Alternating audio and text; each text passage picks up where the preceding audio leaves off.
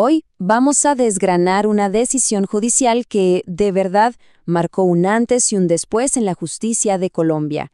Se trata de la sentencia C-252 de 2001. Esta es la historia de cómo la Corte Constitucional tuvo que trazar de nuevo la delgadísima línea que separa una apelación final de la libertad de una persona. A ver, imaginémonos este escenario. Una persona es condenada, pero su abogado insiste en que el juicio estuvo lleno de errores legales, y errores graves. El caso llega hasta el último recurso posible, pero, mientras se decide ese recurso, ¿esa persona debería ir a prisión?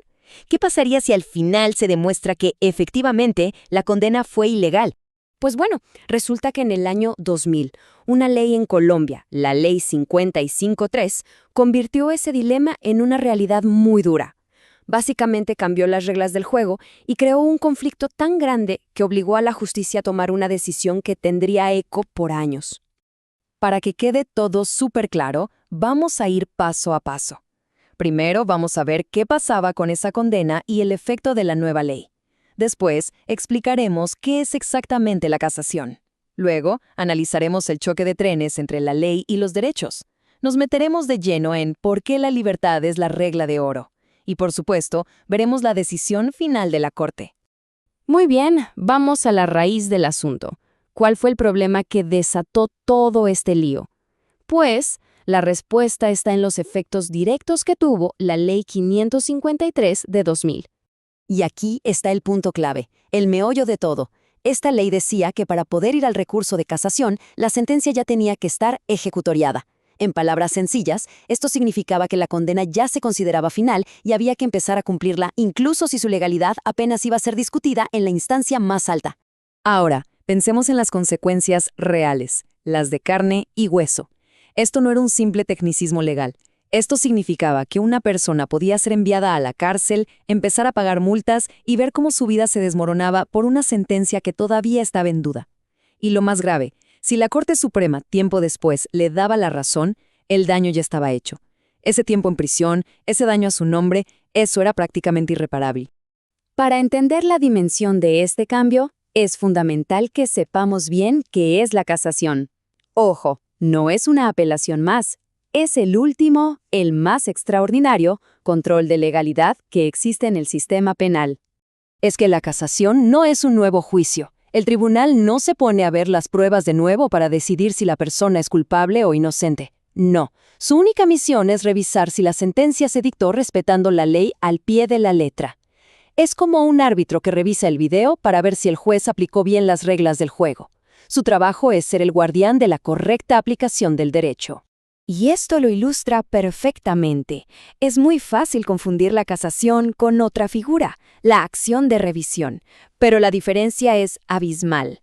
La casación dice, ojo, aquí se aplicó mal la ley. En cambio, la revisión dice, momento, apareció una prueba nueva que demuestra que la verdad es otra. La Ley 553 estaba tratando a la casación, que es un control de legalidad, como si fuera algo que viene después de todo, cuando en realidad es la culminación del proceso. Y aquí es donde la historia se pone interesante, donde se arma el conflicto. La demanda que llegó a la Corte presentó una colisión directa, un choque frontal entre dos fuerzas muy poderosas del Estado de Derecho. Por un lado, tenemos al Congreso, que claro, tiene el poder de crear y cambiar las leyes y los procedimientos, buscando que la justicia sea más eficiente, por ejemplo. Pero por el otro lado tenemos la Constitución, protegiendo derechos que son sagrados, como la libertad y el debido proceso. La gran pregunta que llegó a la Corte fue, ¿puede el legislador, en su afán de reformar, pisotear estos derechos?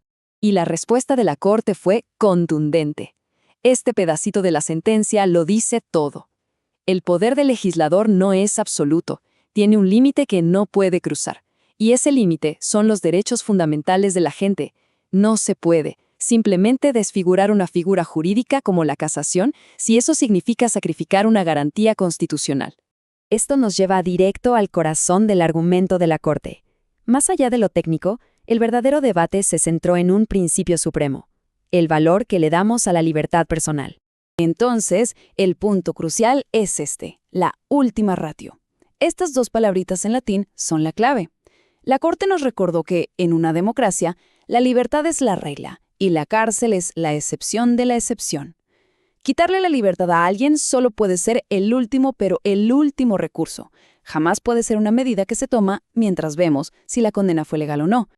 Y que nadie piense que esto es solo una idea filosófica o romántica. No, la Corte basó su decisión en un marco legal súper sólido.